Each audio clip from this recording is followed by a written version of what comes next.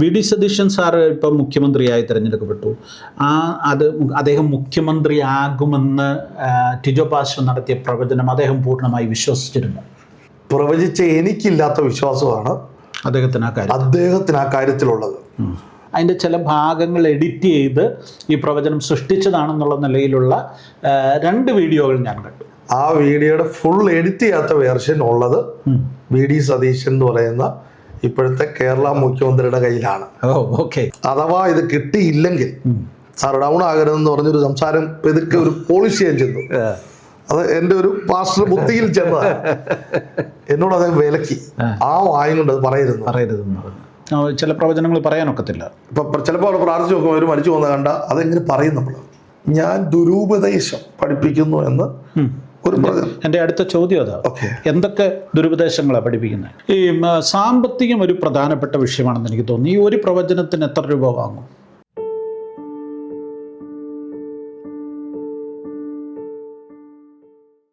ഹാലലിയ ന്യൂസിലേക്ക് എല്ലാവർക്കും സ്വാഗതം. ഇന്ന് നമ്മളോട് കൂടെ പാസ്റ്റർ ടിജോ ഉണ്ട്, ടിജോ തോമസ്. ആദ്യമായിട്ടാണ് ടിജോ തോമസ് ഒരു അഭിമുഖത്തിന് വേണ്ടി തയ്യാറാകുന്നത്, അല്ലേ? ഇതുവരെ ഞാൻ കണ്ടിട്ടില്ല. ഇല്ല. നമ്മൾ തമ്മിലുള്ള പരിചയം എനിക്ക് തോന്നുന്നു ഒത്തിരി വർഷങ്ങളുടെ പരിചയമുണ്ട്, അല്ലേ?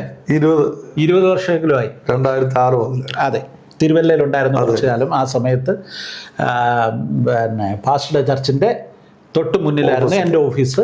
ഓക്കെ, അന്ന് മുതലുള്ള പരിചയമാണ്. DTP സെൻറ്ററിലും ഒക്കെ നമ്മൾ. ഓക്കെ. എനിവേ, ഇന്ന് ഞാനൊരു വീഡിയോ ഫേസ്ബുക്കിൽ കണ്ടു. ടിജോ പാസ്റ്റർ ഇന്ന് മുഖ്യമന്ത്രിയായി പ്രഖ്യാപിക്കപ്പെട്ട നമ്മുടെ പ്രിയപ്പെട്ട വി ഡി സതീശനുമായി സംസാരിക്കുന്ന വീഡിയോ. അപ്പോൾ കരയുന്നുണ്ടായിരുന്നു. എന്തിനാ കരഞ്ഞേ?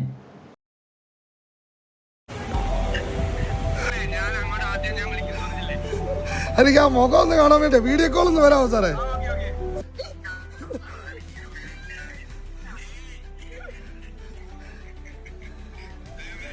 അദ്ദേഹത്തോട് 2022 മെയ് മാസം പറഞ്ഞൊരു പ്രോഫസിയുടെ ഫുൾഫിൽമെൻ്റ് ആണ്. അദ്ദേഹവും അതിനെ പ്രതീക്ഷിച്ചു നോക്കിയിരുന്നു, ഞങ്ങളും പ്രതീക്ഷിച്ചു നോക്കിയിരുന്നു. അത് ഇന്ന് നടക്കുന്ന കണ്ടപ്പോൾ അദ്ദേഹം അനൗൺസ്മെന്റ് വന്ന് എന്നെ വിളിച്ചപ്പോൾ എൻ്റെ നിയന്ത്രണത്തിന് പോയി. അല്ല, അതിനകത്ത് ജയിക്കുമെന്നൊക്കെ പറഞ്ഞ വീഡിയോ ഞാൻ കണ്ടായിരുന്നു. 100 സീറ്റിലധികം നേടുമെന്നോ, പിന്നെ 12 മന്ത്രിമാർ തോറ്റുപോകുന്നൊക്കെ പറഞ്ഞൊരു വീഡിയോ തൃപ്പൂണിത്തറ ഒരു കൺവെൻഷനിൽ വെച്ച്, അല്ലേ? തൃപ്പൂണിത്തറ ഇലക്ഷന്റെ സമയത്ത്. ഓക്കെ. തൃക്കാക്കര ഇലക്ഷന്റെ സമയത്ത്, ഉമാ തോമസിന്റെ ഇലക്ഷന്റെ സമയത്ത് നടത്തിയത്. അപ്പൊ ആ വീഡിയോ ഞാൻ കണ്ടിരുന്നു. പക്ഷെ അതിനകത്ത് ഈ മുഖ്യമന്ത്രി ആകുമെന്നുള്ള പ്രവചനം ഇല്ലായിരുന്നല്ലോ. ഇത് രണ്ടും 2 സ്ഥലത്താണ് വെച്ചാൽ, ഈ തൃക്കാക്കര ഇലക്ഷൻ സമയത്ത് ഉമാ തോമസ് എന്ന് പറയുന്ന സ്ഥാനാർത്ഥിയോട് ദൂത് പറയുന്നത് ഹോളിഡേ ഇൻ ഹോട്ടലിൽ വെച്ചാണ്. ആ വീഡിയോ നമ്മളല്ല ഷൂട്ട് ചെയ്തത്. ഈ 2 വീഡിയോ ഞങ്ങളുടെ ഒഫീഷ്യൽ സ്ഥാനത്ത് നിന്ന് പോയതല്ല. ആ വീഡിയോ ഷൂട്ട് ചെയ്തത് എൻ്റെ അറിവ് ശരിയാണെങ്കിൽ സ്റ്റാവറോസിലുള്ള സിറിലച്ചാനാണ് അത് ഷൂട്ട് ചെയ്തത്. എനിക്കൊന്ന് സാംസങ് കൊട്ടൂർ പാസ്റ്റർ ഉണ്ടെന്ന് തോന്നുന്നു. എന്നിട്ട് ഞാൻ എന്നെ മുമ്പോട്ട് വിളിച്ചു, പ്രാർത്ഥിക്കാൻ ആവശ്യപ്പെട്ടു. അവിടെ V D Satheesan sir, MP Anto Antony sir, നമ്മുടെ ശോഭി ചാക്കോ ബ്രദർ, ഇങ്ങനത്തെ രാഷ്ട്രീയക്കാരെല്ലാം ഉണ്ട്. ഉമാ തോമസ് ഉണ്ട്. എന്നോട് AGയുടെ പാസ്റ്റർമാർ, IPCയുടെ എല്ലാ പാസ്റ്റർമാരും നിൽക്കുമ്പോൾ ഞാനവിടെ കാണാൻ ചെന്നതാണ്, ജസ്റ്റ് പങ്കെടുക്കാൻ ചെന്നതാണ്. അവരെല്ലാം ആവശ്യപ്പെട്ടു പാസ്റ്റർ പ്രാർത്ഥിക്കാൻ. എനിക്കൊന്ന് AGയിലെ പാസ്റ്ററാണ്, ബൈബിൾ കൊടുക്കുന്നു, എന്നോട് പ്രാർത്ഥിക്കാൻ ആവശ്യപ്പെടും. പ്രാർത്ഥിക്കുന്ന കൂട്ടത്തിൽ എവിടോ ഈ ഭൂരിപക്ഷത്തെ തൊടുന്ന ഒരു സാധനം വന്നു. ഇതവർ റെക്കോർഡ് ചെയ്തു. അതാണ് ആ സംഭവം.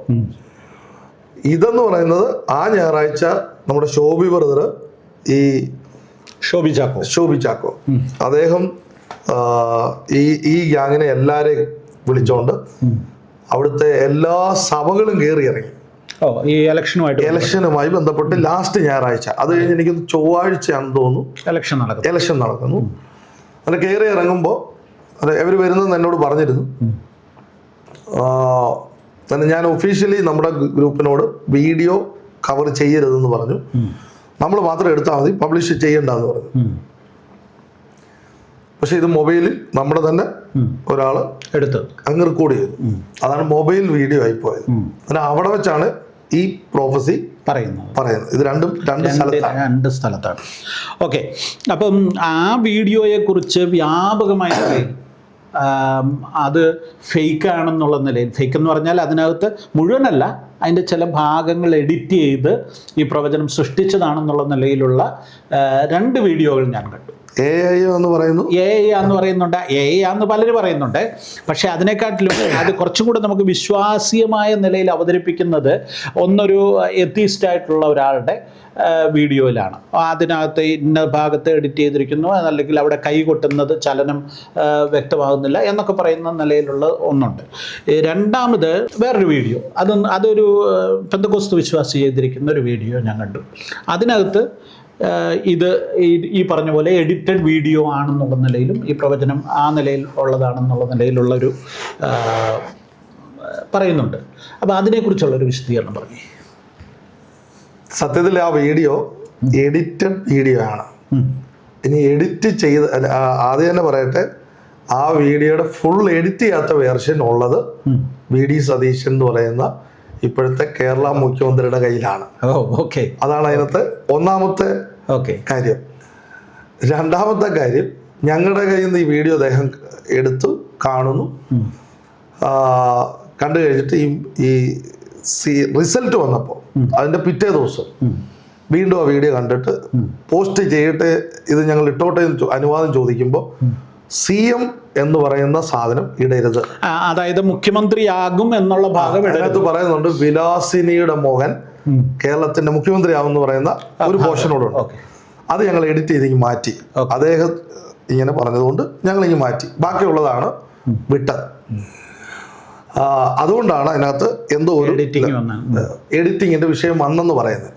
ഇനി അതെല്ലാം അവിടെ ഇരിക്കുമ്പോൾ തന്നെ കേരള മുഖ്യമന്ത്രിയെ വെച്ചാണ് ഫേക്ക് ഉണ്ടാക്കാൻ ശ്രമിച്ചത്. അല്ല, അത് ഇതിനകത്ത് ഏറ്റവും വലിയ നമുക്ക് ഈ സാധാരണക്കാര് പെട്ടെന്ന് ചിന്തിക്കുന്ന ഒരു കാര്യമുണ്ട്. കേരളത്തിൻ്റെ ഒരു മുഖ്യമന്ത്രി ആകുവാൻ പോകുന്ന ഒരു വ്യക്തിയെക്കുറിച്ച്, അല്ലെങ്കിൽ മുഖ്യമന്ത്രിയെക്കുറിച്ച്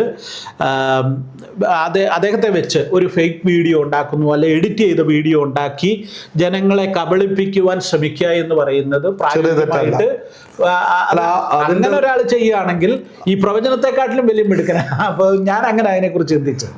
അല്ല, അതിനകത്ത് അതാണ് ഇതിന്റെ വാസ്തവം. അതിന്റെ നിയമവശത്തെ കുറിച്ച് നല്ല വിവരമുള്ള ആളാണ് ഞാൻ. അങ്ങനൊരു വീഡിയോ കേരള മുഖ്യമന്ത്രിയെ കുറിച്ച് ഉണ്ടാക്കി വിടാൻ അത്രയും വലിയ മണ്ടത്തരം കാണിക്കാൻ ഒരു സാധാ വിശ്വാസിയെ കാണിക്കുന്ന പോലെ ആരെങ്കിലും ഒരാൾ നിങ്ങൾക്കെതിരെ പരാതി കൊടുത്താൽ നിങ്ങൾ ഈ വീഡിയോയുടെ ഇത് ചെയ്യേണ്ടി വരും. ആരെങ്കിലും ഒരാളല്ല, ഇത് മുഖ്യമന്ത്രി അടുത്ത് എന്ന് പുള്ളി ഇത് അറിഞ്ഞിട്ടില്ലെന്ന് പറഞ്ഞാൽ മൊത്തം തീർന്നു. ഇവിടുത്തെ മുഴുവൻ, ഇപ്പോൾ ഉദാഹരണത്തിന് പെന്തക്കോസ്റ്റൽ ലീഡേഴ്സുമായിട്ട് അദ്ദേഹത്തിന് ബന്ധമുണ്ട്. ഇപ്പോൾ അച്ഛനുമായിട്ട് ബന്ധമുണ്ട്, AGയുടെ പാസ്റ്റേഴ്സുമായിട്ട് ബന്ധമുണ്ട്, ലീഡർഷിപ്പുമായിട്ട് IPC ഇങ്ങനെയുള്ള എല്ലാവരുമായിട്ട് ബന്ധമുള്ള ആളാണ്. അങ്ങനെ ഒരാളെ കുറിച്ച് ഞാനൊരു എഡിറ്റഡ് വീഡിയോ, ഇനി AI നിർമ്മിത വീഡിയോ ഉണ്ടാക്കി പ്രചരിപ്പിച്ചാൽ അതിൻ്റെ ഭവിഷ്യത്ത് എന്താണെന്ന് ചിന്തിക്കാൻ മാത്രമുള്ള ബുദ്ധിയൊക്കെ ഉണ്ടെന്നാണ് എൻ്റെ വിശ്വാസം. പിന്നെ ഈ നമ്മുടെ ഒരു വലിയ കുഴപ്പമായിട്ട് എനിക്ക് തോന്നുന്നത്, ഈ നമ്മളെ പ്രൊട്ടക്റ്റ് ചെയ്യുന്നെന്ന് പറയുന്ന ഇങ്ങനത്തെ ചില ഒരു പെന്തക്കോസ്റ്റൽ ബ്രദർ ഈ വീഡിയോ എടുത്തെന്ന് പറയുന്നത് അദ്ദേഹം എന്തോ അപ്പോളജിക്കിന്റെ ആളാണ്. ഇങ്ങനെയുള്ള ആളാണ് നമ്മളെ സംരക്ഷിക്കുന്നതെന്ന് പറയുന്നത്. ലോജിക്ക് ചിന്തിക്കാൻ അറിയാത്ത ആളാണ് പെന്തക്കോസ്തിനെ സംരക്ഷിക്കാൻ നിൽക്കുന്നത് പറഞ്ഞത് വലിയ കഷ്ടമാണ്. അതിനകത്ത് അതാണ് എൻ്റെ മറുപടി. മനസ്സിലായി. പക്ഷെ പാസ്റ്റർക്കെതിരെ ഇപ്പം ഒന്നുമല്ല, നേരത്തെയും ഈ ഫേക്ക് വീഡിയോയുടെ കഥകൾ വന്നിട്ടുണ്ടല്ലോ. അതിനെക്കുറിച്ച് തന്നെ പറയുന്നത് അമേരിക്കയിലെ ഒരു പ്രധാനപ്പെട്ട നാഷണൽ സെക്യൂരിറ്റി ഹെഡ് മുന്നിൽ പോയി പ്രാർത്ഥിച്ചു എന്നൊക്കെ പറഞ്ഞൊരു വീഡിയോ വന്നിട്ടുണ്ട്. അല്ല, അതിനെക്കുറിച്ച് ഒരു ഫേക്ക് ചിത്രം പുറത്തു വിട്ടെന്നും പറഞ്ഞ്. അത് ഞാനും എൻ്റെ സുഹൃത്തായ പാസ്റ്റർ ജോഷുവ ജനറേഷനിലെ പാസ്റ്റർ രാജേഷ് പാസ്റ്ററുടെ കാര്യം ഒന്നാണ്. അദ്ദേഹവും ഞങ്ങൾക്ക് കാലിഫോർണിയയിൽ ഒരു ഫ്രണ്ട് ഉണ്ട്, അദ്ദേഹത്തിൻ്റെ പേര് ജോൺ വെസ്ലി എന്നാണ്. ഞങ്ങൾ 3 പേരൂടാണ് ഈ ഇദ്ദേഹത്തെ കാണാൻ ചെല്ലുന്നത്. കാണാൻ ചെല്ലുന്നത് പറഞ്ഞാൽ അവരുടെ ഇൻവിറ്റേഷൻ പ്രകാരം ഞങ്ങൾ ചെന്നതാണ്. ഇതേത് സമയത്തായി? ഈ പ്രസിഡന്റ് ഇലക്ഷൻ്റെ ട്രംപിന്റെ 2ാമത്തെ പ്രസിഡന്റ് ഇലക്ഷൻ്റെ സമയമാണ്. എന്നിട്ട് ഞങ്ങൾ അവിടെ ചെല്ലുമ്പോൾ ഇദ്ദേഹത്തിൻ്റെ ഒരു പ്രോഗ്രാം നടക്കുവാണ്. അവർ ആവശ്യപ്പെട്ട അനുസരിച്ച് അവരുടെ സെക്യൂരിറ്റി ഞങ്ങളെ അദ്ദേഹത്തെ എടുത്തു കൊണ്ടുവന്നു. പ്രോഗ്രാം നടക്കുന്നതിന് മുമ്പ് എന്തോ 300 ബിസിനസ്സുകാരുടെ പ്രോഗ്രാം നടക്കുന്നതിന് മുമ്പ് അദ്ദേഹത്തിന് വേണ്ടി പ്രാർത്ഥിക്കുന്നു, പ്രവചിക്കുന്നു. അത് കഴിഞ്ഞിട്ട് ഞങ്ങൾ ഓയിൽ തലയിൽ ഒഴിച്ച് പ്രാർത്ഥിക്കുന്നു, ഫോട്ടോ എടുക്കുന്നു. എന്നിട്ട് അദ്ദേഹം ഗ്രേസ് ഫാമിലിയിലുള്ള ചർച്ച് പ്രാർത്ഥിച്ചായിരുന്നു ആ ദിവസങ്ങളിൽ. അവർക്ക് താങ്ക്സ് പറയുന്ന വീഡിയോ ഉണ്ട്. അന്നേരം ആ ഫോട്ടോ അതിനകത്ത് ഒരെണ്ണം വെളിയിലേക്ക് പോയി. അങ്ങനെ വെളിയിലേക്ക് പോയപ്പോൾ അതിനകത്ത് ഞാൻ കഴുത്ത് വെട്ടി വെച്ചിട്ട് അവരോട് കയറി നിൽക്കുന്നതാണെന്ന് ഇത് പറയാൻ തുടങ്ങി. നമ്മള് ഇത് ചെറിയ ആളുകളെ കുറിച്ചല്ലല്ലോ.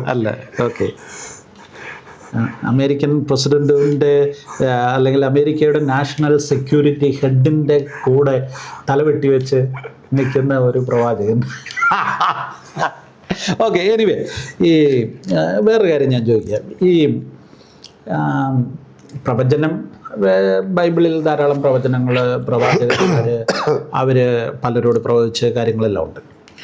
ഈ ടിജോ പാസ്റ്ററുടെ പ്രവചനങ്ങൾ, ഈ രാഷ്ട്രീയക്കാർ അവരുടെ വിജയം, അവരുടെ കാര്യങ്ങൾ ഒക്കെ പ്രവചിക്കുന്നതിനകത്തൊരു അസ്വാഭാവികതയില്ലേ? എന്തോ എനിക്ക് ഇപ്പോൾ ഞാൻ സഭാഹോളിനകത്ത് ദൂതുകൾ പറഞ്ഞ് നിന്ന ആളാണ്.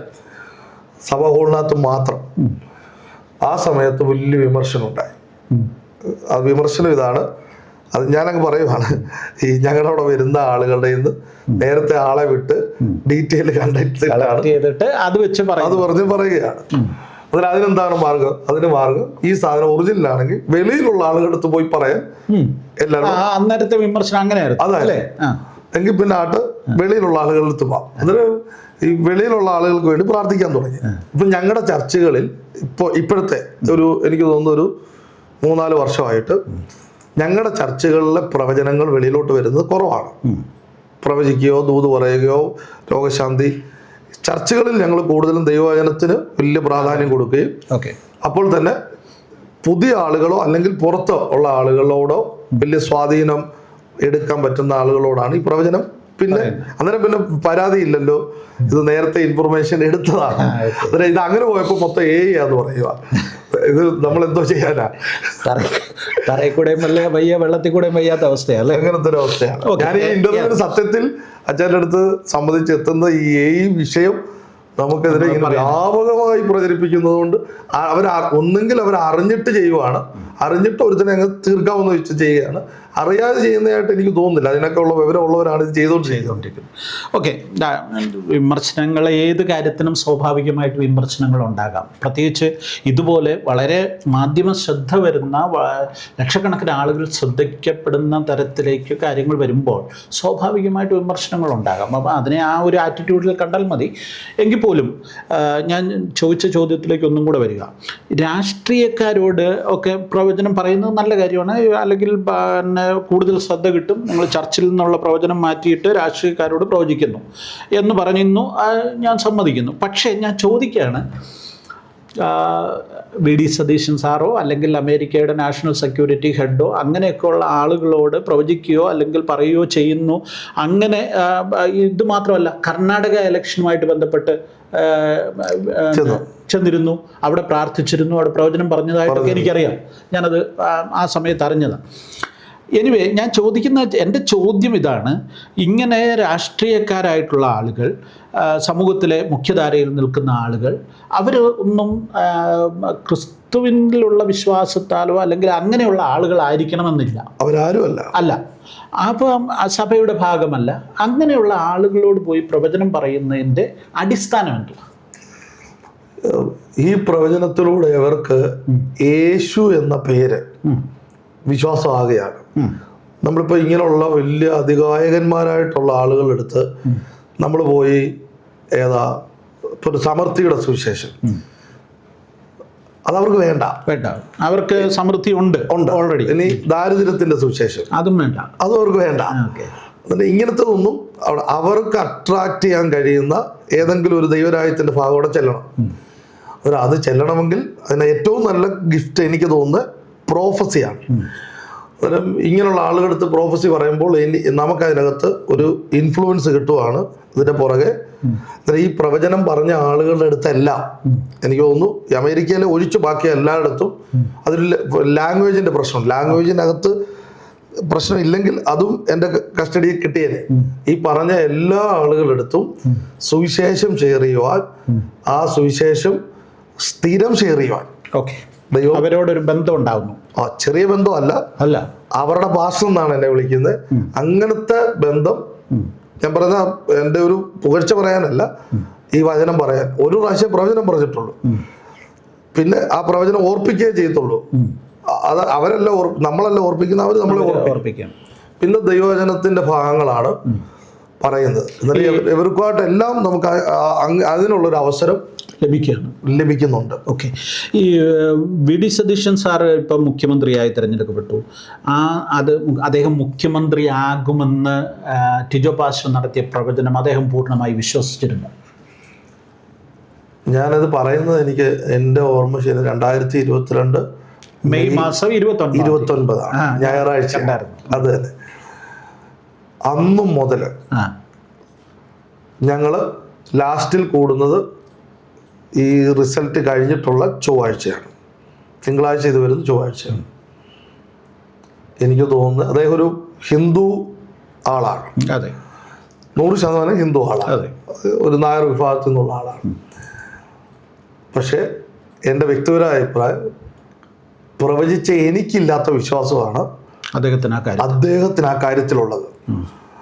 അന്നേരം ഞാൻ ഇടയ്ക്ക് വെച്ച് അഥവാ ഇത് കിട്ടിയില്ലെങ്കിൽ സാർ ഡൗൺ ആകരുതെന്ന് പറഞ്ഞൊരു സംസാരം എതിർക്കെ ഒരു പോളിഷ് ചെയ്യാൻ ചെന്നു.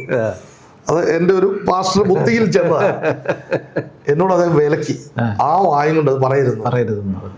അന്നേരം വിശ്വാസം എന്നൊക്കെ പറഞ്ഞാൽ എവരുടെ വിശ്വാസം, അവർ കണ്ട ദൈവത്തിന് വേണ്ടി എന്തും ചെയ്യാൻ നിൽക്കുന്നവരാണ്. ഇച്ചിരി കൂടെ നമുക്കിത് അങ്ങോട്ടും ഇങ്ങോട്ടും ഇറക്കാൻ തോന്നുന്നു നമ്മുടെ വിശ്വാസികൾക്കും നമുക്കുമാണ്. സാഹചര്യം വന്നാൽ തിരിച്ചു പറയാം, അല്ലെങ്കിൽ ഒന്ന് പോളിഷ് ചെയ്ത് വേറെ രീതിയിലാക്കാം എന്ന് തോന്നുന്നു. അതിനെ ഒന്ന് വ്യാഖ്യാനിച്ച് വേറെ ഇച്ചിരി വൈഡാക്കും. തലേ ദിവസം എനിക്കൊന്ന് ഇന്നലെ വരെ അദ്ദേഹം എന്നെ വിളിച്ചിങ്ങോട്ട് ആ പ്രവചനത്തെ ഓർമ്മിപ്പിക്കുന്നുണ്ടായിരുന്നു. അതുകൊണ്ടാണ് എനിക്കതിനകത്ത് കയ്യിൽ നിന്ന് പോകുന്ന രീതി ഞാൻ കരയേണ്ട വന്നത്. ഓക്കെ. അല്ല, ഈ വി.ഡി. സതീശൻ സാറുമായിട്ട് ഉള്ള ബന്ധം ആരംഭിക്കുന്നത് ഈ പ്രവചനത്തോടെയാണോ, അല്ല അതിനു മുമ്പുണ്ടോ?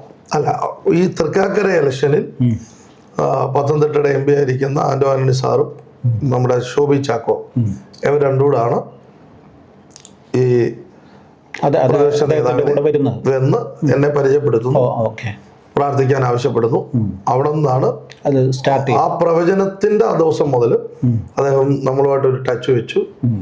അവിടുന്ന് പിന്നീട് ഈ കഴിഞ്ഞ 4 വർഷത്തോളം അദ്ദേഹമാണ് നമ്മളെ ഈ കർണാടക ഇലക്ഷനിൽ പ്രയറിന് വേണ്ടി അവിടെ കൊണ്ടുപോയത്. അദ്ദേഹത്തിന്റെ നിർബന്ധപ്രകാരം പോയ ആള് ഏതാണ്ട് 22 ദിവസം ഒരുമിച്ച് അവിടെ എല്ലാ പ്രധാന സഭകൾ, അസംബ്ലീസ് ബോർഡ്, IPC, ചർച്ച ബോർഡ്, ഇങ്ങനത്തെ ഇൻഡിപെൻഡന്റ് ചർച്ചകളെല്ലാം ഒരുമിച്ച് പോയി വിസിറ്റ് ചെയ്യാനും പ്രാർത്ഥിപ്പിക്കാനും അവരെ വിളിച്ചു കൂട്ടാനും അദ്ദേഹമാണ് നേതൃത്വം നൽകിയത്. ഓക്കെ. അപ്പം ഈ രാഷ്ട്രീയക്കാർക്ക് ഈ നമ്മൾ ഇപ്പം തമിഴ്നാട്ടിൽ വിജയ് ഇപ്പം മുഖ്യമന്ത്രിയായി കഴിഞ്ഞ് അദ്ദേഹം നടത്തിയ ആദ്യത്തെ നിയമനം അവിടുത്തെ അദ്ദേഹത്തിൻ്റെ ജ്യോതിഷിയെ ഒരു കീ പോസ്റ്റിലേക്ക് വയ്ക്കാൻ ശ്രമിക്കുക. അപ്പം അങ്ങനെ എന്തെങ്കിലും ടിജോ പാസ്റ്റർ പ്രതീക്ഷിക്കുന്നില്ല? തമാശയായിട്ട് ചോദിച്ചാൽ. ഓക്കെ. അടുത്തൊരു കാര്യം, ഈ പ്രവചന ശുശ്രൂഷ ഇത് എപ്പോഴാണ് ആരംഭിക്കുന്നത്, അല്ലെങ്കിൽ എങ്ങനെയാണ് ടിജോ പാസ്റ്റർക്ക് ഈ ഒരു ഗിഫ്റ്റ് കിട്ടുന്നത്? ഞാൻ 2000-ലാണ് വിശ്വാസത്തിൽ വരുന്നത്. എനിക്ക് 2001 1 ജൂലൈ മാസം. നിങ്ങളുടെ ഫാമിലി ബാക്ക്ഗ്രൗണ്ട് ഉണ്ടല്ലോ? യാക്കോബ ബാക്ക്ഗ്രൗണ്ട് ആയിരുന്നു. ഓക്കെ. എവിടെയാണ് വീട് ശരിക്കും? അടൂര് ഏഴംകുളം എന്ന് പറഞ്ഞ സ്ഥലമാണ്. ഓക്കെ.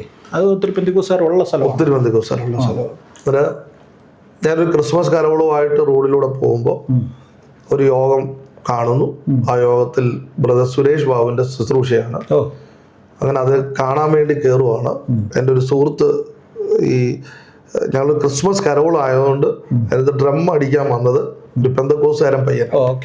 അവൻ്റെ കൂടെ ഈ കരോളിന് കയറുന്നു. കരോളിൽ നിന്ന് ഞങ്ങൾ ഈ സുരേഷ് ബാബു ബ്രദറിൻ്റെ യോഗത്തിന് കയറുന്നു. അവിടെ വെച്ചാണ് ഒരു ടച്ച് ഉണ്ടാകുന്നത്. 1 വർഷം കഴിഞ്ഞ് IPC പുതുമല സഭ ബെഞ്ചമിൻ വർഗീസ് എന്ന് പറഞ്ഞ അദ്ദേഹമാണ് എന്നെ സ്ഥാനപ്പെടുത്തുന്നത്. അത് കഴിഞ്ഞിട്ട് എനിക്ക് തോന്നുന്നു 1 വർഷം കൂടെ കഴിഞ്ഞപ്പോൾ ഞാൻ പാസ്റ്റർ ജോബി വർഗീസ് എന്ന് പറഞ്ഞ് ചർച്ച കൂടുതൽ അന്നുണ്ടായിരുന്നു, ഇപ്പം ഡിവൈൻ്റെ പാസ്റ്റർ, അദ്ദേഹത്തിൻ്റെ കൂടെ ജോയിൻ ചെയ്യുന്നു. അദ്ദേഹം എന്നെ പാസ്റ്റർ സാമച്ചൻ്റെ അടുത്ത് കൊണ്ടുവന്ന്, അവർ ബന്ധുക്കളാണ്, പരിചയപ്പെടുത്തുന്നു. ആ മിനിസ്ട്രിയിൽ എന്നെ ഇൻവോൾവ് ചെയ്യിപ്പിക്കുന്നു. ആ സമയത്താണ് ഞാൻ ഡിവൈനിലെ അസോസിയേറ്റ് ആയിട്ട് ജോബി പാസ്റ്റർ കൂടെ ശുശ്രൂഷിക്കുന്ന കാലഘട്ടം അന്നാ നമ്മൾ പരിചയപ്പെടുന്നത്. അത് തന്നെ. പിന്നെ ഞാനൊരു നീണ്ട, എനിക്ക് തോന്നുന്നു ഒരു 7-8 വർഷങ്ങളോളം പാസ്റ്റർ സാമച്ചൻ്റെ കൂടെ ഉണ്ടായിരുന്നു. ഞാനിങ്ങനെ ഇടയ്ക്ക് പറയാറുണ്ട്, പകർച്ചകളിൽ ഞാൻ വിശ്വസിക്കുന്നു. ഇമ്പാർട്ടേഷൻ ഞങ്ങളുടെ ലാംഗ്വേജാണ്. ഇമ്പാർട്ടേഷന്റെ ഭാഗമാണെന്ന് തന്നെ വിശ്വസിക്കുന്നു. പാസ്റ്റർ സാമച്ചനിൽ നിന്ന് പകർത്തപ്പെട്ടതാണോ? അങ്ങനെ തന്നെയാണ് ഒരു പകർച്ച നടന്നെന്നാണ് വിശ്വസിക്കുന്നത്. അങ്ങനെ ഏത് ദിവസമാണ് എന്ന് എടുത്തു ചോദിച്ചാൽ അറിയത്തില്ല. പക്ഷെ അതിന്റെ ഭാഗമാണ്. ഓക്കെ. അതിനു മുമ്പ്, അതായത് പാസ്റ്റർ സാമച്ചന്റെ കൂടെ എത്തുന്നതിന് മുമ്പ് പ്രവചനമില്ല. അദ്ദേഹത്തിന്റെ കൂടെ എത്തിക്കഴിഞ്ഞിട്ട് എത്ര കാലം കഴിയുമ്പോഴാണ് അത് ഒരു ശുശ്രൂഷയായിട്ട് ലഭിക്കുന്ന, അല്ലെങ്കിൽ വരമായിട്ട് ലഭിക്കുന്നത്? എനിക്ക് തോന്നുന്നു 8-9 വർഷം കഴിഞ്ഞിട്ടാണ്. പുള്ളിയുടെ കൂടെ അത്രയും കാലം അസിസ്റ്റ് ചെയ്ത് കൂടെ ഉണ്ടായിരുന്നു. അതായത് കരവാളൂരാണോ അതോ തിരുവല്ലയിൽ മാത്രമാണോ? ഞാൻ കരവാളൂരും ഉണ്ടായിരുന്നു. അവിടുന്ന് കരവാളൂർ അദ്ദേഹത്തിന്റെ കൂടെ നടന്ന് അത് കഴിഞ്ഞിട്ടാണ് എന്നെ തിരുവല്ലയ്ക്ക് അയക്കുന്നത്. അപ്പൊ ഈ തിരുവല്ലയിൽ നിന്നാണ് പിന്നീട് അടൂര് പോയി സ്വന്തമായിട്ട്, അതാണ് അല്ലേ? 2010 ഞാൻ പാസ്റ്റർ സാമച്ചന്റെ അടുത്ത് ഇങ്ങനെ എന്നെ എപ്പോഴേലും കർത്താവ് ബോധിപ്പിക്കുകയാണെങ്കിൽ റിലീസ് ചെയ്ത് പ്രാർത്ഥിക്കണം എന്ന് ഒരു നിർദ്ദേശം വെച്ചു. 1 വർഷം കഴിഞ്ഞപ്പോൾ പാസ്റ്റർക്ക് അങ്ങനെ ഒരു ബോധ്യം ഉണ്ടായിട്ട് എന്നെ പ്രാർത്ഥിച്ച് നിന്റെ സിറ്റിയിൽ തന്നെ പോകാൻ പ്രവചനം പറഞ്ഞ് അദ്ദേഹം ആണ് അയക്കുന്നത്. അങ്ങനെയാണ് ഞാൻ അടൂര് തിരഞ്ഞെടുക്കുന്നത്. അടുത്ത അവിടെ ഗ്രേസ് ഫെലോഷിപ്പ് എന്ന് പറഞ്ഞാണ് ഒരു പ്രവർത്തനം തുടങ്ങിയത്. ഇന്ന് കേരളത്തിന്റെ പല സ്ഥലങ്ങളിൽ ചർച്ച നമുക്കുണ്ട്. എവിടെയൊക്കെയാ ചർച്ച ഉള്ളത്? ഈ അടൂരല്ലാതെ തിരുവനന്തപുരത്തുണ്ട്, കൊല്ലത്തുണ്ട്, കായംകുളമുണ്ട്, കൊച്ചിയുണ്ട്, പിന്നെ മിഡിൽ ഈസ്റ്റ് രാജ്യങ്ങളിലെല്ലാം ഉണ്ട്. ടിജോ പാസ്റ്ററുടെ ഈ ഗ്രേസ് ഫെലോഷിപ്പിൻ്റെതായിട്ട് ചർച്ചകളുണ്ട്. ബഹ്റിനിലെ, കുവൈറ്റിലെ, ദുബായിലെ, ഖത്തറിലെ, സൗദിയിലെ, മിഡിൽ ഈസ്റ്റ് എല്ലാ രാജ്യങ്ങളും. UK നിന്ന് കഴിഞ്ഞ ദിവസം സ്നേഹിതൻ ഇവിടെ വന്നായിരുന്നു എന്നെ കാണാനായിട്ട്. അദ്ദേഹം പറഞ്ഞു ടിജോ പാസ്റ്റർ ചർച്ചിലാന്ന് പറഞ്ഞു. UK ചർച്ച് ഉണ്ട്. ഓക്കെ. എനിവേ, ഈ പ്രവചനം അനേകരോട്, 100 ആയിരക്കണക്കിന് ആളുകളോട് പ്രവചനം പറഞ്ഞിട്ടുണ്ട്. ഇപ്പോൾ ഏതൊരാളെ കണ്ടാലും പ്രവചനം പറയാൻ പറ്റുമോ? അതൊന്നും പറ്റത്തില്ല. ഇല്ല. കർത്താവ് ഒരു പ്രേരണ തോന്നുമ്പോൾ അങ്ങനെ തരുന്ന അങ്ങനെ ഒരു കാര്യമാണ് നമ്മൾ ചെയ്യുന്നത്. ഞാൻ അറിയാൻ വേണ്ടി ചോദിക്കാം. ഇത് മനസ്സിലേക്ക് ഈ ആശയങ്ങളായിട്ട് വരികയാണോ അതോ വിഷ്വലായിട്ട് മനസ്സിലോട്ട് വരികയാണോ? എങ്ങനെയാണ് പ്രവചനം വരുന്നത്? അത് 2-3 രീതിയിലുണ്ട്. അത് എനിക്ക് മനസ്സിലായത്, ഈ ചിലത് വിഷനാണ്, ചിലത് ഓഡിബിൾ വോയിസ് ആണ്. ഓഡിബിൾ വോയിസ് ഒക്കെ റെയറാണ്. പിന്നെ ഹൃദയത്തിലെ ബോധ്യമാണ്. നമുക്ക് അകത്തൊരു ബോധ്യം കിട്ടുവാണ്. ആ പരിശുദ്ധാത്മാവിൻ്റെ സഹായത്തിലാണ് ആ ബോധ്യം ഉണ്ടാകുന്നതെന്നാണ്. അതിന് നമ്മൾ ഭാഷ കൊടുക്കുകയാണ് ചെയ്യുന്നത്. അകത്തൊരു ബോധ്യത്തിന്, അകത്തൊരു പരിശുദ്ധാത്മാവിൻ്റെ ഒരു നിയന്ത്രണം ഉണ്ടാകുമ്പോൾ അതിന് നമ്മൾ ഭാഷ കൊടുക്കും. ഭാഷ നമ്മുടേതാണ്. 100% ലാംഗ്വേജ് നമ്മുടേതാണ്. അതെല്ലാം അന്നേരത്തെ മൂഡും ഒക്കെ വെച്ചാണ് നമുക്കറിയാവുന്ന വൊക്കാബുലറിയാണ് നമ്മൾ ഉപയോഗിക്കുന്നത്. അതായത് എൻ്റെ അറിവാണ് അതിന്റെ മാനദണ്ഡം. ഇച്ചിരി വലുതായിട്ട് അറിയാവുന്ന ആളാണെങ്കിൽ കുറെ കൂടെ വ്യത്യസ്തമായ ഭാഷയിൽ ഇത് പറയാൻ പറ്റും. അറിവ് കുറഞ്ഞ ആളാണ് ഇച്ചിരി കൂടെ താന്നു പോകും സാധനം. ഇതാണ് ഹൃദയത്തിലെ ബോധ്യം. കൂടുതലും ഞാൻ ഉപയോഗിച്ചിട്ടുള്ളത് ഹൃദയത്തിലെ ബോധ്യമാണ്. വിഷൻ, ഓഡിയോൾ വോയിസ് എന്നതിനേക്കാൾ ഹൃദയത്തിലൊരു ബോധ്യമാണ് എനിക്ക് ഉപയോഗിക്കാൻ പറ്റിയിട്ടുള്ളത്. ഓക്കെ, നമ്മളൊരു പ്രവചന ശുശ്രൂഷ നടത്തി അത് കൃത്യമായി അങ്ങനെ ആളുകൾ രൂപാന്തരപ്പെട്ടു, ഇങ്ങനെയൊക്കെ ഒത്തിരി അനുഭവങ്ങൾ കാണുന്നുണ്ട്. ഇതിൽ ഏറ്റവും ടച്ച് ചെയ്യുന്ന ഈ വി ഡി സതീശൻ സാറിൻ്റെ പ്രവചനം മാറ്റി നിർത്തിയാൽ ഏറ്റവും ഒരിക്കലും മറക്കാത്തതുപോലെ ടിജോ പാസ്റ്ററുടെ ഹൃദയത്തിൽ കയറിയിരിക്കുന്ന സ്വയം നടത്തിയ ഒരു പ്രവചനം ആരുടേതാണ്, അല്ലെങ്കിൽ എന്താണ്?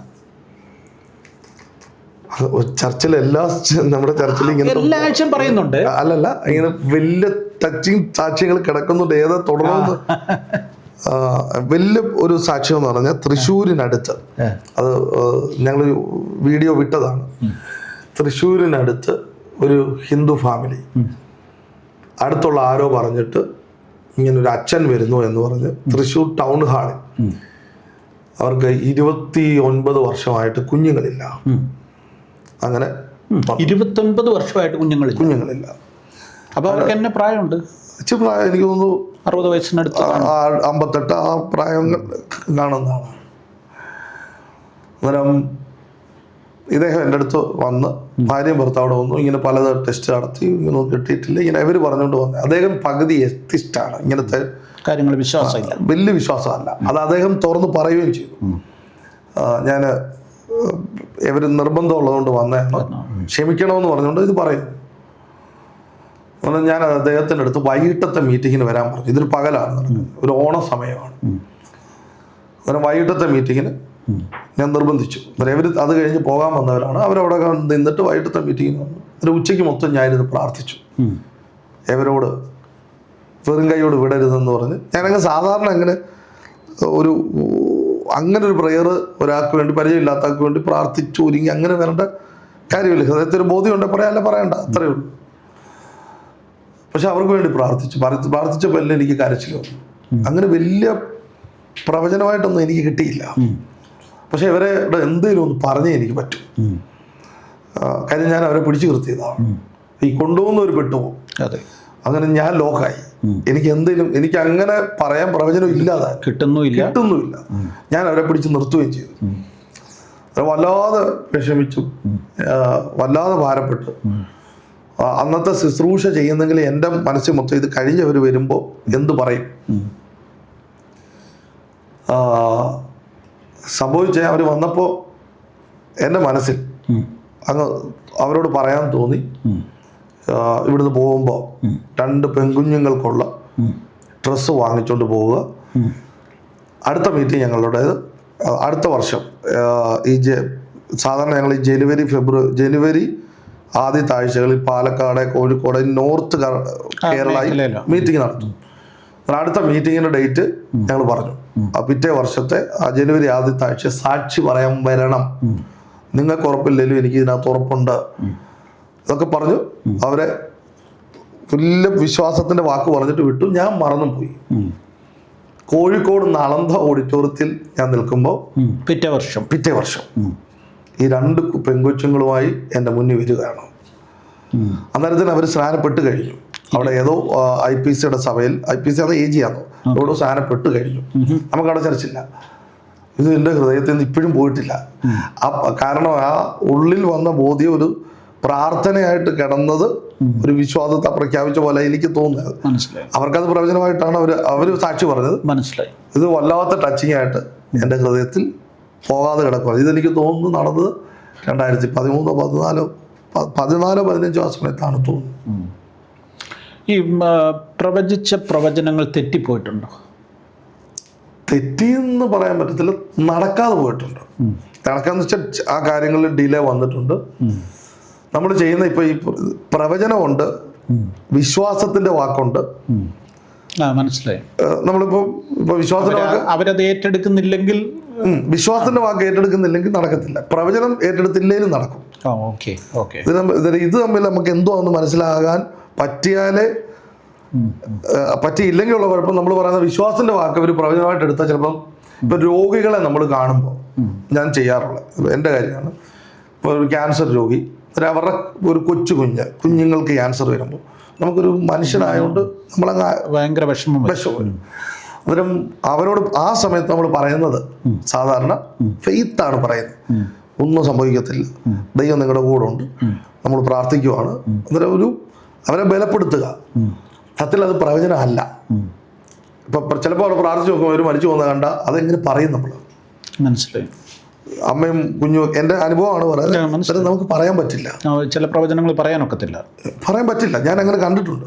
അന്നേരം പിന്നെ പറയാൻ പറ്റുന്നത് നിങ്ങൾ ഭാരപ്പെടേണ്ട, വചനമൊക്കെ പറഞ്ഞ് പ്രത്യാശയുടെ വാക്ക് പറഞ്ഞ് നമ്മളവരെ സ്ട്രോങ് ആക്കാൻ നോക്കും. അങ്ങനെ പലരും മരിച്ചു പോയിട്ടുണ്ട്. ആ കുറ്റമെല്ലാം എനിക്ക് വന്നിട്ടുമുണ്ട്.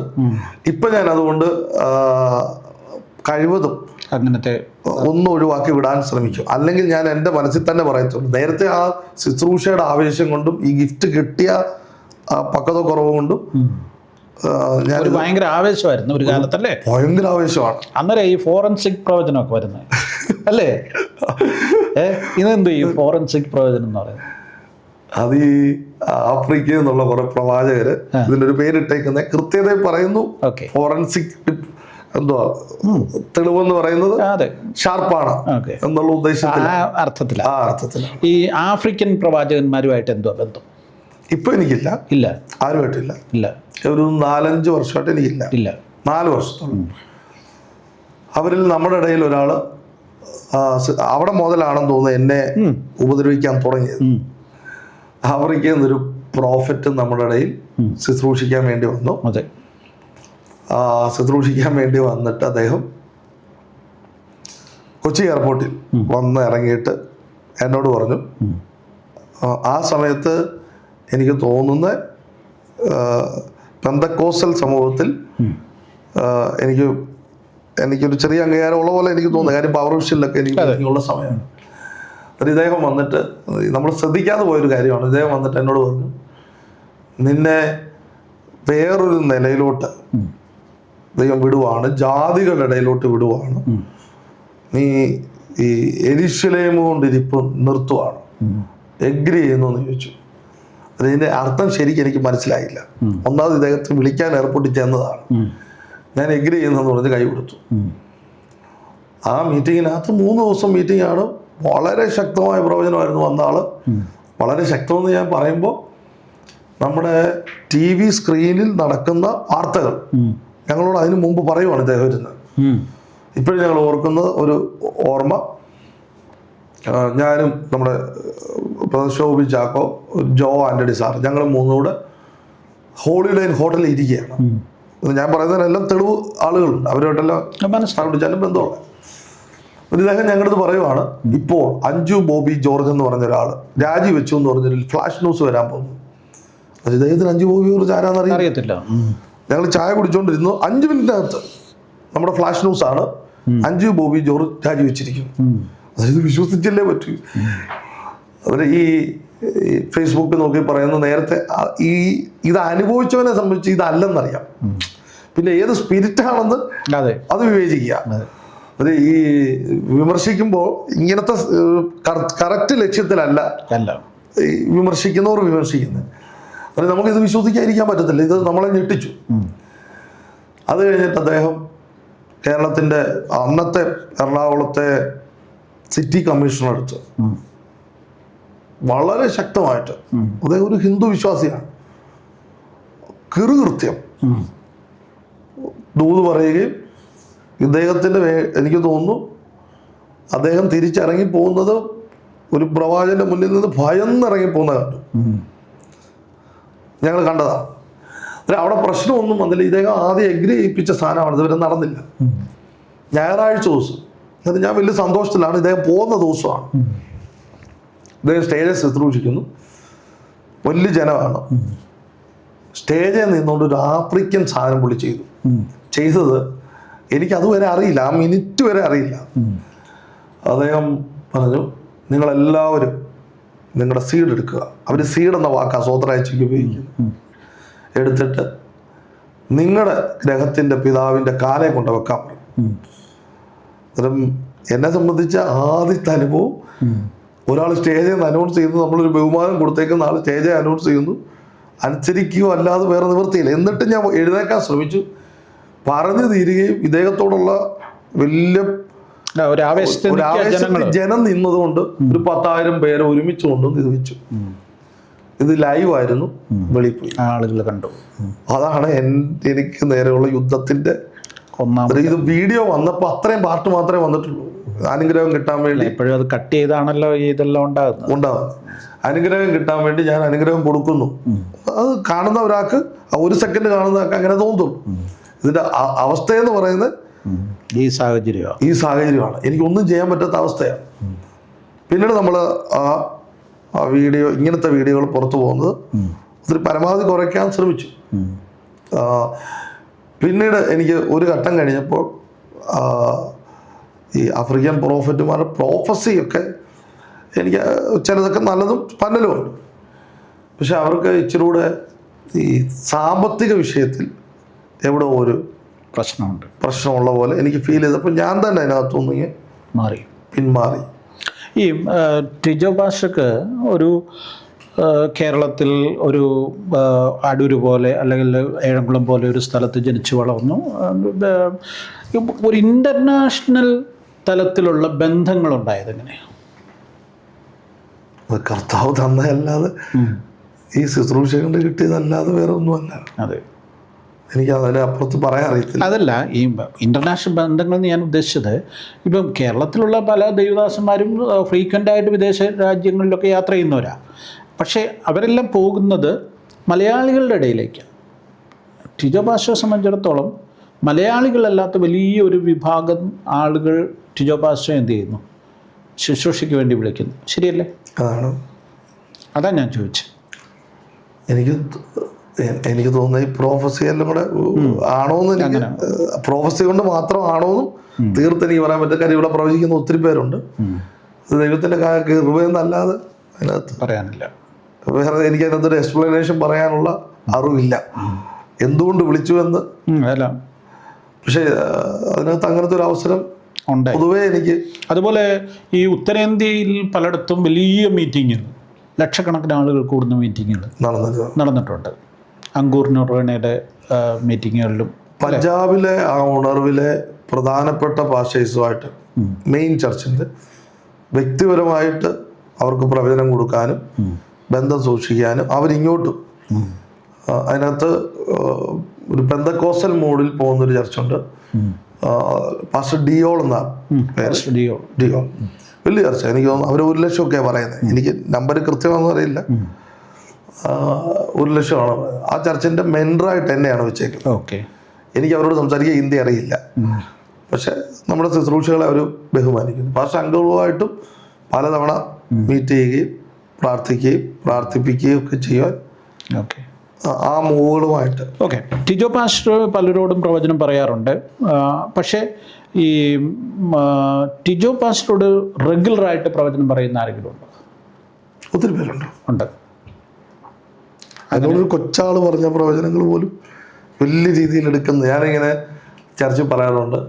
നിങ്ങൾക്ക് പ്രവചിച്ച് പഠിക്കണമെന്നുണ്ടെങ്കിൽ, അത് ഈ വാക്ക് ചിലപ്പോൾ തെറ്റായിട്ട് എടുക്കരുത്, നിങ്ങൾക്ക് അങ്ങനെ ആഗ്രഹം ഉണ്ടെങ്കിൽ എന്തെങ്കിലും ഒരു വിശ്വാസത്തിൻ്റെ വാക്ക് എന്നോട് പറഞ്ഞാൽ മതി, അതങ്ങ് നടക്കും എന്ന് ഇത് തമാശ രീതി ഞാൻ പറയാറുണ്ട്. അതിന് കാരണം എനിക്കൊന്ന് ഇച്ചിരി കൂടെ റിസീവിങ് മൈൻഡ് എനിക്ക് കൂടുതലാണോ എന്ന് എനിക്കൊരു സംശയം. അതുകൊണ്ടാണോ ഇങ്ങനെ എന്നോട് പ്രവചിക്കുന്ന ഒത്തിരി പേരുണ്ട്. ആ പേരറിയാവുന്നവരും അറിയാത്തവരും ഒക്കെ ആയ ആളുകൾ ഉണ്ട്. ഓക്കെ. ഈ പെന്തക്കോസ്ത് സമൂഹമായിട്ട് വളരെ അടുത്ത് ബന്ധപ്പെടുന്ന അല്ലെങ്കിൽ അറിയാവുന്ന, എല്ലാവരെയും അറിയാവുന്ന ആളാണ്. ഈ so called IPCAG, church of God ഇങ്ങനെയുള്ള സഭകളിലെ ലീഡേഴ്സുമായിട്ട് എങ്ങനെയാണ്? നല്ല ബന്ധമാണോ, അതോ അങ്ങനെ ഒരു ബന്ധം ഉണ്ടോ?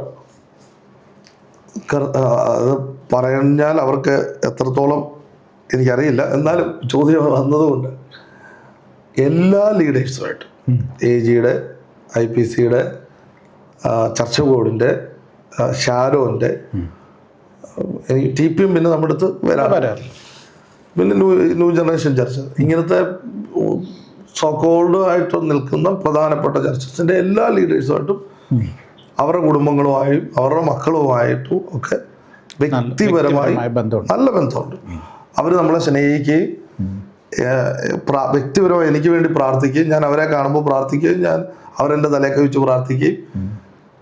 പക്ഷേ ഇതിന് ഇടയ്ക്ക് നിൽക്കുന്ന ചിലത് കാരണം അവരെ അറ്റാക്ക് ചെയ്യുന്ന ഭയം കൊണ്ട് എൻ്റെ അടുത്തുനിന്ന് പബ്ലിക്കിൻ്റെ ഒരു അകലം പബ്ലിക്കിൻ്റെ മുന്നിൽ ചിലർ കുഴപ്പമില്ലെന്ന് പറയുന്നുണ്ട്. എന്നാലും ഞാൻ കാരണം അവർക്കൊരു ഡാമേജ് വരാതിരിക്കാൻ വേണ്ടി പൊതുവെ മാറാറുണ്ട്. എന്നാൽ ഇപ്പോൾ ഇച്ചിരി കൂടെ മാറി വരുന്നുണ്ട്, വലുതായിട്ട് മാറി വരുന്നു. ഓക്കെ. ഈ വിമർശനം ഒരു വലിയ ഘടകമാണ്. കഠിനമായ വിമർശനങ്ങൾ, വളരെ രൂക്ഷമായ വിമർശനങ്ങൾ, ഇതിനെ എങ്ങനെ നേരിടുന്നു? അല്ലെങ്കിൽ അത് ഒരു വിമർശനം ഉണ്ടാകുമ്പോൾ തളർന്നു പോകാറുണ്ടോ? എങ്ങനെ ആ കാര്യങ്ങളെ നേരിടുന്നു? എങ്ങനെ? എനിക്ക് തോന്നുന്നു ഞാൻ മിനിസ്ട്രി തുടങ്ങി ആദ്യത്തെ 1 വർഷം കഴിഞ്ഞപ്പോൾ തന്നെ വിമർശനം തുടങ്ങിയതാണ്. അതിശക്തമായിരുന്നു. ആദ്യം വലിയ പ്രശ്നമായിരുന്നു, വലിയ സങ്കടമായിരുന്നു. പിന്നത്തേതിൽ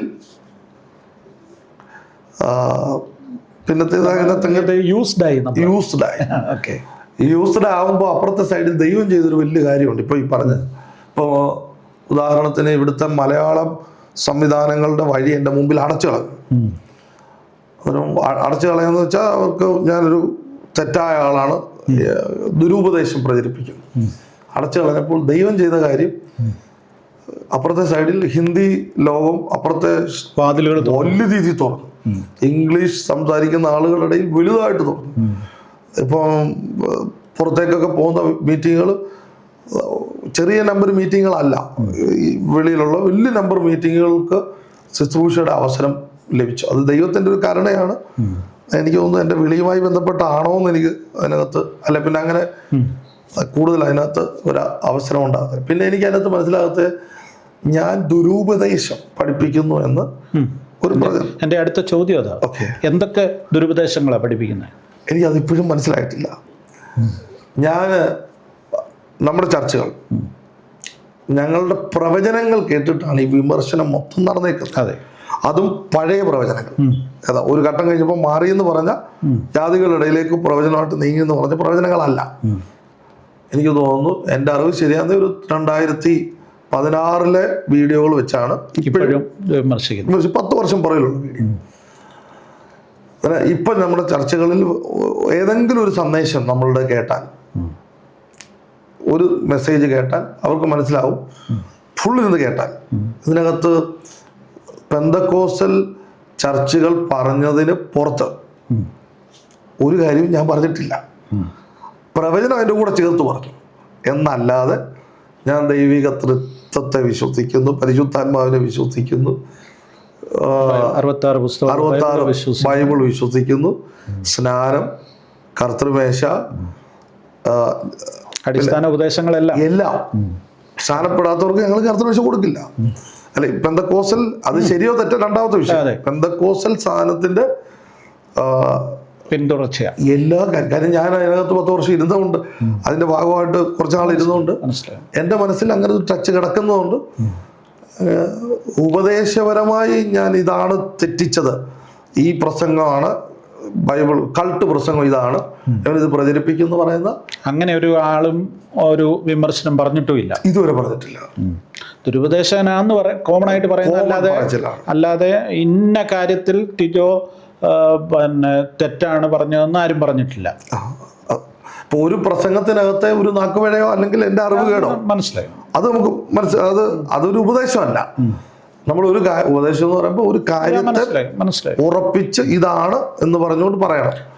അങ്ങനത്തെ ഒരു പ്രസംഗവും ഒരു 13 വർഷത്തിനിടയിൽ കൊണ്ടുവന്ന് ആരും പിന്നെ പറഞ്ഞതല്ലേ പ്രവചനങ്ങളെയാണ്. അല്ല, ഈ പ്രോസ്പെരിറ്റി ആണല്ലോ മെയിൻ ആയിട്ട് പറയുന്നത്. പ്രോസ്പെരിറ്റി അതിനകത്ത് ഏറ്റവും വലിയ രസം, ഈ കൂട്ടത്തിൽ പ്രോസ്പെരിറ്റി പറയാത്ത ഒരാളെ ഞാനാണ്. ഓ, അത് ശരി. കാരണം ഞാൻ പ്രോസ്പെരിറ്റിയും അതുപോലെ ദാരിദ്ര്യം ഇതിൻ്റെയും ഇടയ്ക്കൂടെ പോകുന്ന ആളാണ്.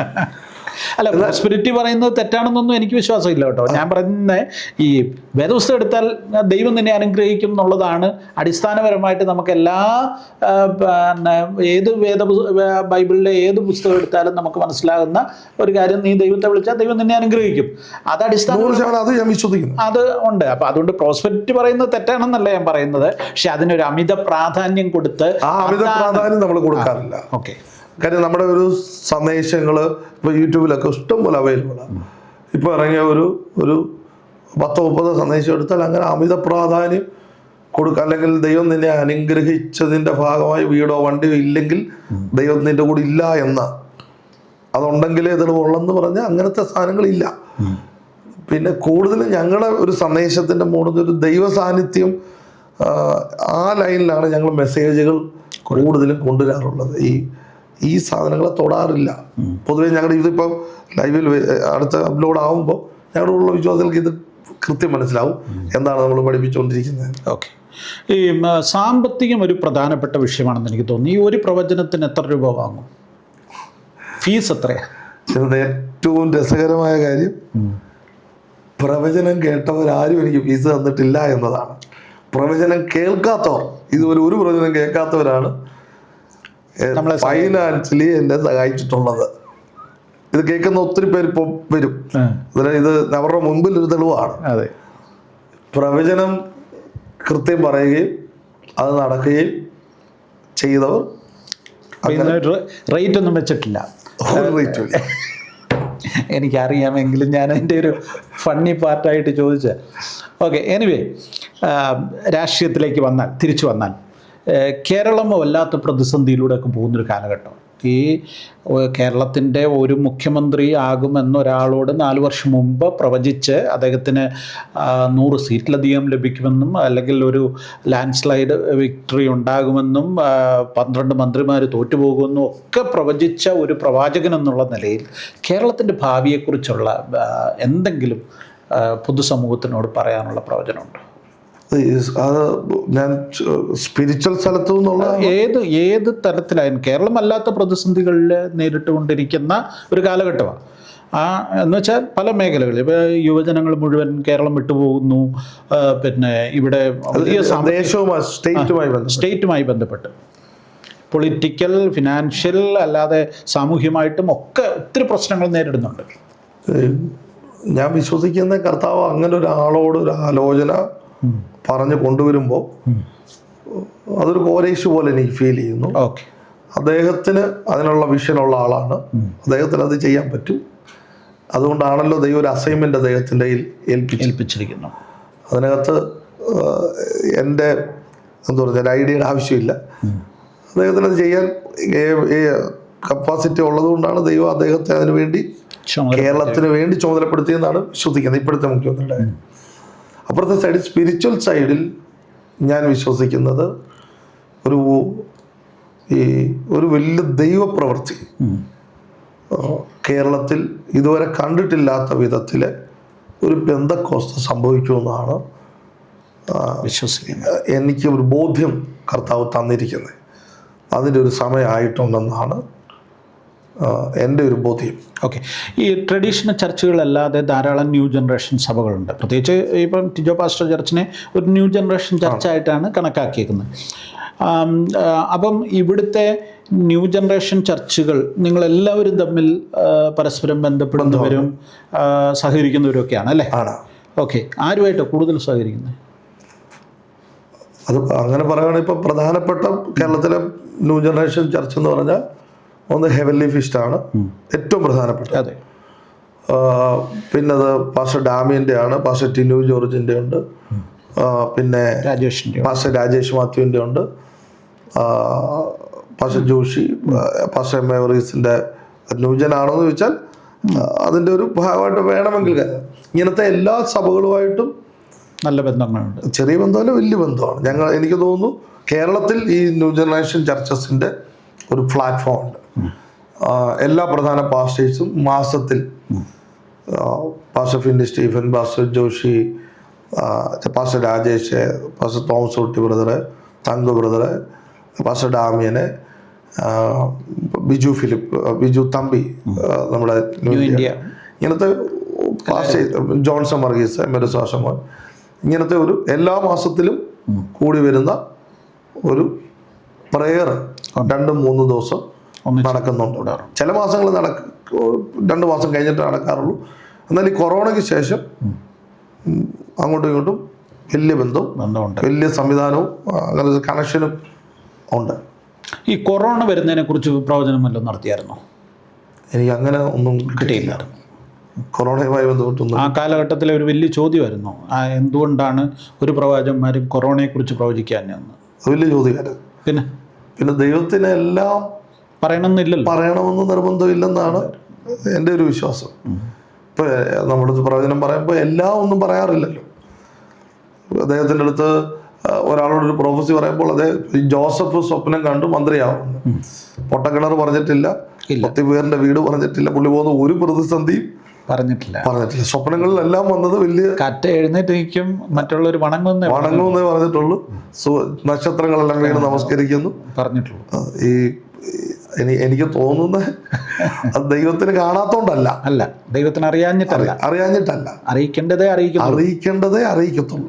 ദൈവത്തിന് ഒരാളെ കറക്റ്റ് ചെയ്യേണ്ടതോ അതൊക്കെ വചനത്താലും അവൻ്റെ സാന്നിധ്യത്താലൊക്കെ ചെയ്യുമെന്നാണ്. എല്ലാത്തിനും പ്രവാചകരെ ഉപയോഗിക്കുമോ എന്ന് ചോദിച്ചാൽ എല്ലാത്തിനും പ്രവാചകരെ ഉപയോഗിക്കത്തില്ലെന്നാണ് എൻ്റെ ഒരു എല്ലാ ആവശ്യത്തിനും. ഈ ദൈവം ശക്തമായി ഉപയോഗിക്കുന്ന നിരവധി ദേവദാസന്മാർ ഇന്ത്യയിലുണ്ട്, ലോകത്തിൻ്റെ വിവിധ ഭാഗങ്ങളുണ്ട്. അങ്ങനെ ആരോടെങ്കിലും ഒരു എന്താ പറയുന്ന അവരുടെ ശുശ്രൂഷ എനിക്കുണ്ടായിരുന്നെങ്കിൽ എന്ന് ചിന്തിച്ചിട്ടുള്ള, അല്ലെങ്കിൽ അവരോട് അസൂയ തോന്നിയിട്ടുള്ള ഏതെങ്കിലും ശുശ്രൂഷകരുണ്ട്? അസൂയ എന്നുള്ള വാക്ക് കറക്റ്റല്ല, ഞാൻ ചോദിച്ചെന്നുള്ളത്. ഈ ചർച്ച് ഗ്രോത്തിൻ്റെ കാര്യത്തിൽ ഇന്ത്യയിലെ ചില സതീഷ് കുമാർ അത് നമുക്ക് അസൂയാവഹമായ വളർച്ചയാണ്. ഞാൻ ആ അർത്ഥത്തിലാണ് ചോദിച്ചത്. ആ മനുഷ്യനോട് അസൂയാവഹമായ ആണ്. പക്ഷെ ഡി മോഹൻ, അത് അസൂയ എന്ന വാക്ക് അവിടെ ശരിയല്ല, എന്നാലും നമുക്കത് അതിനോടുള്ള ഒരു ആവേശത്തോടെയുള്ള ഒരു താല്പര്യം. പിന്നെ പഞ്ചാബിലെ പാഷേഴ്സ്, ഈ പാഷ അങ്കിൾ നരോണ, പാസ്റ്റർ ഡിയോള്, അവരോട് നമുക്ക് ഒരു സന്തോഷത്തോടുകൂടെ നെഗറ്റീവായിട്ടുള്ള വാക്കല്ല, അതും കേരളത്തിൽ കിട്ടിയായിരുന്നെങ്കിൽ എന്ന് തോന്നിയിട്ടുണ്ട്. ഓക്കെ.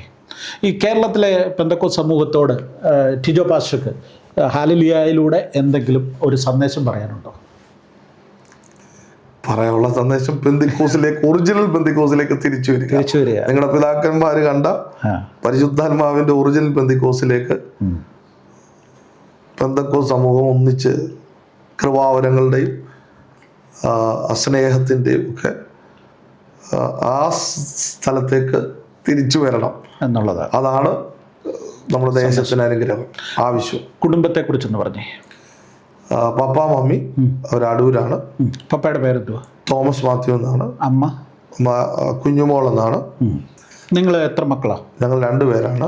മറ്റേ എൻ്റെ ബ്രദറാണ്, റിജോ എന്നാണ് പേര്, വിവാഹിതനാണ്, അടൂര് ഉണ്ട്.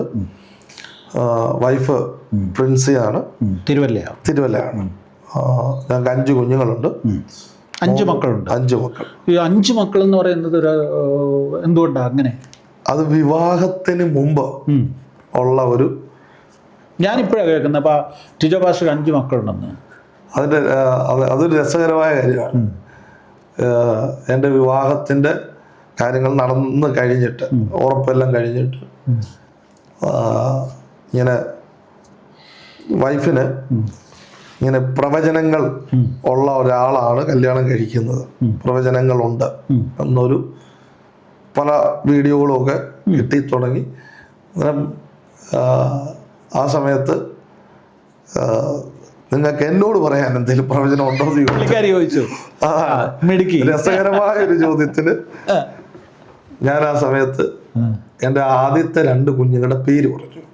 ആദ്യത്തെ ആളിന് നെയ്തനെന്നും രണ്ടാമത്തെ ആളിന് നയമെന്നുമാണ്, പിന്നെയും 3 പേര് വരുന്നുണ്ട് എന്ന് പറഞ്ഞുകൊണ്ട് അത് ഇതുപോലെ പ്രവചനം എന്ന് പറഞ്ഞാൽ പുള്ളിലൊരു ബോധ്യമാണ്. പറഞ്ഞു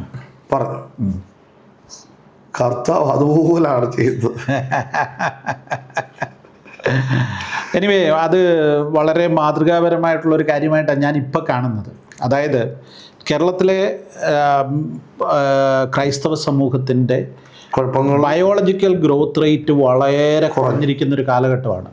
അപ്പോൾ ആ രംഗത്ത് പാസ്റ്റേഴ്സിൽ ഒരാൾ മാതൃകയായിട്ട് ഈ തലമുറയിൽപ്പെട്ട ഒരു പാസ്റ്റർ മാതൃകയായിട്ട് ഉണ്ട്. എനിക്ക് തോന്നുന്നു കാത്തലിക് സമൂഹം അതിനുവേണ്ടി ഒത്തിരി കാര്യങ്ങൾ അവർ ചെയ്യുന്നുണ്ട്. പക്ഷേ നമ്മുടെ സമൂഹം വല്ലാതെ വ്യക്തിപരമായ കംഫർട്ടിലേക്ക് എന്ത് ചെയ്യും മാറിപ്പോയി. അപ്പം അതുകൊണ്ട് ഒരു കുഞ്ഞ് അല്ലെ 2 കുഞ്ഞ് അതിനപ്പുറത്തേക്കുള്ള ഒരു ചിന്ത പോലും നമ്മുടെ പ്രായോഗികമായിട്ട് ബുദ്ധിമുട്ടായി വന്നിരിക്കുകയാണ്.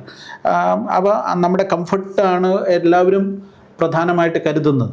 അപ്പോൾ അങ്ങനെ ഒരു സാഹചര്യം നമുക്ക് കാലങ്ങൾ കൊണ്ടായ ഒരു ധാരണ മനസ്സിൽ വന്ന് കിടക്കുന്നത് കൊണ്ടാണെന്ന് എനിക്ക് തോന്നുന്നു. അപ്പം അതിൽ നിന്ന് വ്യത്യസ്തമായി ഒരു സമൂഹത്തിൻ്റെ മുൻപിൽ ഒരു മാതൃകയായി നിൽക്കാൻ പറ്റുന്നു അല്ലെങ്കിൽ ആണെന്നുള്ളത് തന്നെ അതിനകത്ത് സത്യത്തിൽ പ്രാക്ടിക്കലായി ഇത് കൊണ്ടുപോകുന്നത് ഇച്ചിരി പ്രയാസമുള്ള കാര്യം. തീർച്ചയായിട്ടും ഈ യാത്രകളും എല്ലാം. പക്ഷെ അതിനകത്ത് പ്രിൻസി വൈഫ് അതിനുവേണ്ടി ഫുൾ ഡെഡിക്കേറ്റ് ചെയ്തുകൊണ്ട് മാത്രമാണ് ഈ 5 കുഞ്ഞുങ്ങളുമായി, നല്ല കൊച്ചു കുഞ്ഞുങ്ങളാണ്, ഇത് സെറ്റായി പോകുന്നത്. മനസ്സിലായി. ഓക്കെ, എനിവേ നമുക്ക് ഈ സാഹചര്യത്തിൽ ഇങ്ങനെ അല്പസമയം ഇരിക്കാനും ഈ കാര്യങ്ങൾ തുറന്നു പറയാനും കാണിച്ച മനസ്സിന് പ്രത്യേക നന്ദി. ഹല്ലേലൂയ പ്രേക്ഷകർക്ക് വേണ്ടി നന്ദി പറയുന്നു. ദൈവം അനുവദിച്ചാൽ മറ്റൊരു അവസരത്തിൽ നമുക്ക് കുറച്ചുകൂടെ വിശദമായിട്ട് എന്ത് ചെയ്യാം, സംസാരിക്കാം. ഇപ്പം ഈ പ്രത്യേക ഒരു സാഹചര്യത്തിൽ ഈ VD സതീശൻ സാറുമായി ബന്ധപ്പെട്ട ആ പ്രവചനത്തിൻ്റെ പശ്ചാത്തലത്തിലാണ് ഞാനിപ്പോൾ സംസാരിച്ചത്. കുറച്ചുകൂടെ വിശാലമായിട്ട് സംസാരിക്കാനുള്ള അവസരങ്ങൾ ഉണ്ടാകുമെന്ന് പ്രതീക്ഷിക്കുന്നു. Thank you. ഓക്കെ.